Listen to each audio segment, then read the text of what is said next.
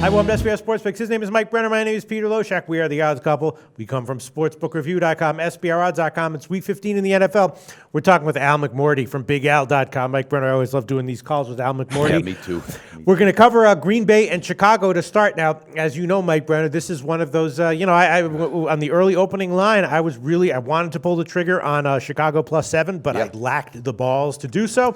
Now it's down to 6.5, market wide. I continue to want to pull the trigger on Chicago, and I continue to lag the balls to do so. We'll see what Alice say about it, but, it's just like, I guess the reason I'm a little bit hesitant is because, Rodgers, they say he's injured, but, he has a history of having injury reports and he plays well, and he played well last week, and the Packers just get it done, and the Bears, in their own right, are banged up, so I can understand why I don't have as much balls on this one as I normally do. And I can, too. I might even try to pull you off that one. Yeah. You're looking at a team with Chicago that's, this coach is going to be out. They got just a mess on their hands. I don't think they can get up for this game, and I think Green Bay can go in there and not even sweat being on the road, and I think they get it done. I think they need to get it done. I think they know that. So. I mean, the Bears have covered 4 in a row. Oh, I know they have. And they're getting Alshon Jeffrey back. Yep, but who's quarterbacking? Well, yeah. I mean, all right. Well, let's go to Al McMordie. Let's see what Al has to say about it. Al, I don't know. Is Chicago a live dog here? Yeah, I think they are.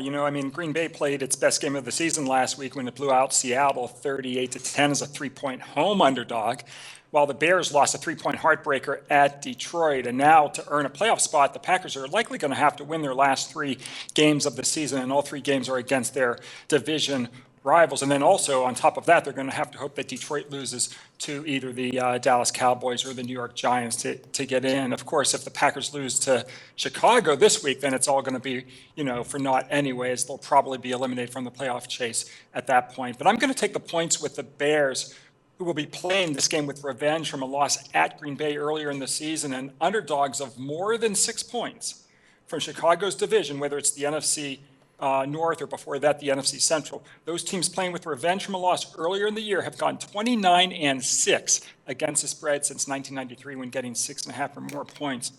Even better, NFC North division teams off a straight-up loss have gone 56-28 against the spread versus division rivals off a win. And then finally, Green Bay falls into a negative 68-140 ATS system of mine, which goes against certain teams off upset wins. So I'm going to take the points with Chicago here. All right, and I will officially add this one to my record. Okay, I'm going head-to-head with both of you. I finally got enough balls to add it to my official record. I wish I was getting the 7 that I saw earlier in the week, but I'll have to take 6.5. That's enough for me. If wishes were horses, then beggars would ride, Pistol Pete. Al McMordie, 6.5 is okay, right? Even though it was 7 earlier in the week? Yeah, I would probably wait, though. I mean, I think what you gain from getting 7 is more than what you lose from taking 6. Right. So I would just watch it and see how high I can get. I mean, it could bounce back up to 7. Yeah, for sure. You're not going to see any money from at least the general public on the Chicago Bears. So I'd be patient there. All right. Sounds good. I'm officially on Chicago plus 6.5, and on my personal account, when I bet it, I'll probably bet it up to 7, buy to 7. But what do you think, Mike Brenner? I'm going head-to-head with you, fellas. I'm going head-to-head. You are? Yeah, I picked the Pack on my on the opening day line. No, you didn't. Well, I wanted to put it in there, Pete. I got it wrote down on my desk. Are you sure? Yeah, I'm on it. I love this play. And I'm going head-to-head with both of you. Okay, I'll check it out. I'll have to watch that video because I don't have it written down as one. No, I don't know if I officially put it out. Right. Yeah, but it's on my desk. You're Absolutely. I like it. Desperate measures, all right? And this team, all right, they picked apart that defense last week. That was no fluke. You don't beat the Seattle Seahawks down like that on a fluke. Now they know they're desperate to get a win. Alshon Jeffrey, yeah, he's a great receiver, but he's been out. He's going to be rusty. He might not even be 100%. All right, the team has no mojo. They're not buying into the coach. The coach knows he's probably out the door. I don't think revenge really plays into this because I think Chicago would just like to beat anybody at this point in the season.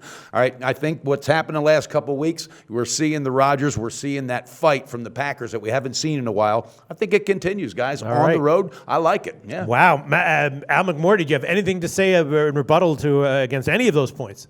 Well, I mean, as you touched upon at the start, Chicago has covered 4 in a row. Last week, they went into Detroit, and you can argue that Detroit's every bit as good as Green Bay this season, and they played a close game, probably could have even won that game, and they were, they covered the spread, the entire way. Now they're getting almost a touchdown at home against the Green Bay Packers. And I think a lot of people suffer from the recency effect. You know, Green Bay's really been dreadful the entire season. They play one good game, and now everyone's in love with the Packers all of a sudden. But it's just one game. I wouldn't put too much stock in it. Okay, Really. interesting, because Mike Brenner says when you play that well against Seattle defense, it's no fluke, but you're sort of hinting that it is a bit fluky. Yeah, I mean, I think if Green Bay had done it the whole year, you could at least rely on it. I don't know how much you can rely on the Green Bay Packers at this point when they play really just one good game the entire season. No, and Al's got some good points, but I think they might have turned the corner. They actually played 2 decent games, but I really think that they turned the corner momentum-wise, and I just think they got this team's number. And last week when they fought, and they did, they played a great game against Detroit. I just think they're going to kind of take a breather because they know they're not going anywhere. And I don't know, I'm on it. We went head-to-head last week, and I'm ready to go again. All right, if it was on the road, I could see the take a breather point of view. But this is going to be at home in front of their home fans. Yeah, but those fans are done with them, Al. Those fans are so disgusted. I promise they're going to be throwing snowballs at them. All right. Well, the Packers have actually won and covered 3 in a row. So they played 3 games where they were good enough to win and cover. But Al McMordie and I are going head-to-head with Mike Brenner. That's not been a good position to be in so far this NFL season, but maybe we'll come out on the right side here. We're on Chicago. Al and I battled it out last week. Yeah. It was a tight one. Yeah. We battled it out, baby. 6.5 is what we're getting, and Mike Brenner's taking Green Bay minus 6.5. Al McMordie, great call. Thanks for your insights. BigAl.com is your website. Give a plug for that.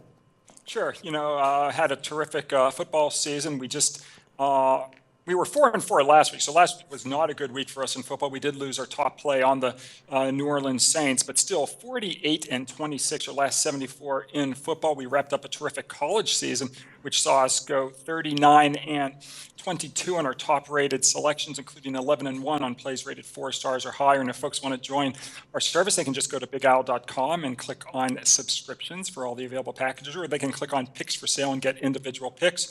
And if folks want to just get complimentary selections for free, we have not 1, but 4 free plays every single day, 2 from myself, 1 from Larry Ness, 1 from Scott Sprites. So just go to BigAl.com and click on free picks. All right. Awesome, Al. Thanks so much. Thanks, Al. Keep up the good work.